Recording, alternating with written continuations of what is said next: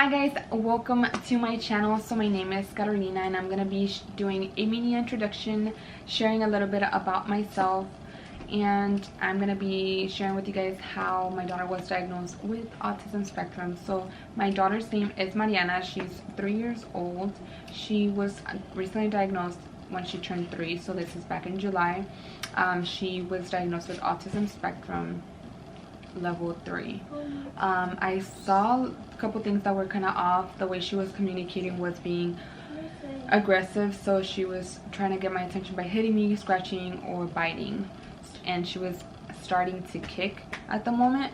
So I had mentioned it to her and she recommended us to go to the development center to get diagnosed. So it took us about a month and a half to get an appointment there. The appointment was 2 hours long, so we were there for a little while. The results got here about a week. It took like about a week and a half to get the results and to start helping her out, which was whatever he recommended in the packet was therapy. So it was ABA, OT, and speech. So right when I received that packet, I got on the phone, called her insurance, let them know that she was diagnosed with autism spectrum. What do I do next? Like, what's the next step? I was really lost, confused, you name it. I was overwhelmed with everything.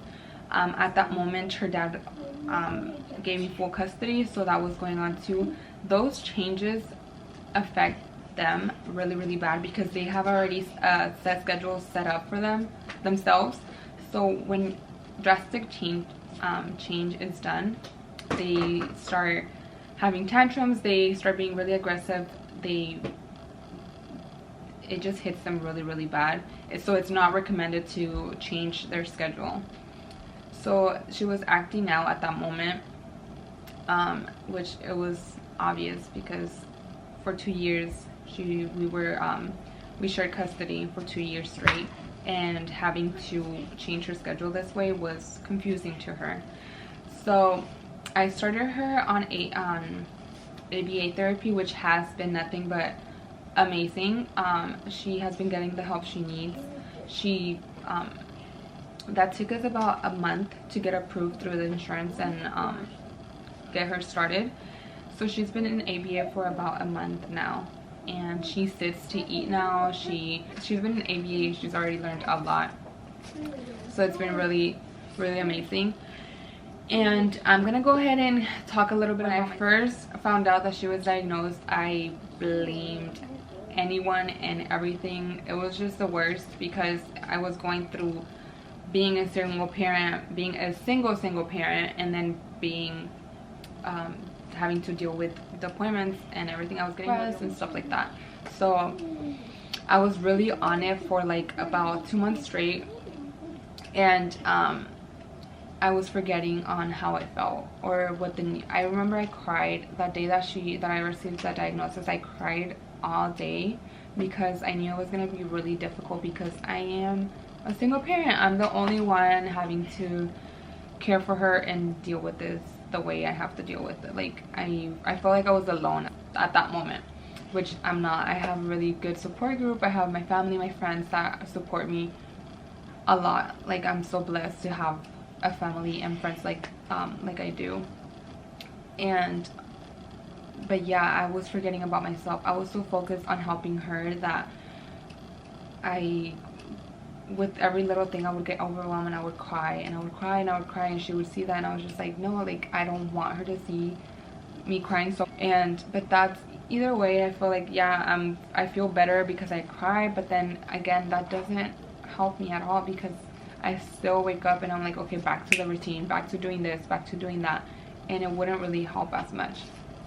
And when ABA started, I felt like I was there with her most of the time. Like, let's say a couple hours, I was able to go in the shower, have a nice shower, I was able to cook something, I was able to have breakfast, I was able to sit down and eat.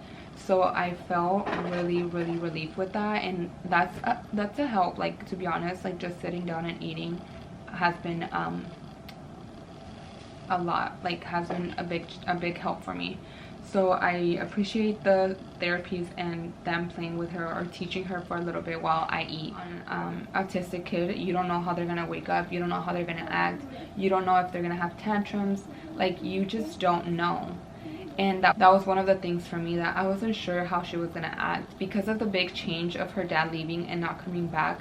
That affected Mariana a lot, and I knew it did. It's just that I was so focused on helping her out that, to be honest, that wasn't like in my head at the moment. I just took her to her therapies, and like I just started cooking, taking time to relax mentally for myself and become a better mother, just because I don't want to break down and not even the problem. Like I'm the problem because I'm not taking care of myself right. So all those things accumulate and you get overwhelmed and you start acting out. So you have to take care of both of you, like of yourself and take care of her. So you're the only person that she's got. As a mother, you have to be there for her, and whatever it is that you think it's right, give it a try. Don't think about it twice, just give it a try, and if it works, it works. If not, you move on, something else. I'm gonna go ahead and share with you guys all the support groups that I've joined, and also all the programs that I applied to that have been really helpful for me, so you guys have an idea how it's been since she was diagnosed. I am also gonna be sharing with you guys my lifestyle and how I deal with things and how I'm able to even shower sometimes, because to be honest with you, having an autistic kid, you cannot sit down for 5 seconds, leave them upstairs or downstairs and just take a nap, because that's not how it works. So I'm gonna be sharing with you guys how I deal with it, how I do most of my things, and I'm gonna take you guys with us in our journey, and I hope you guys enjoy of the upcoming videos and this video. And thank you guys for watching. Don't forget to like and subscribe, and stay tuned for our upcoming video. Thank you.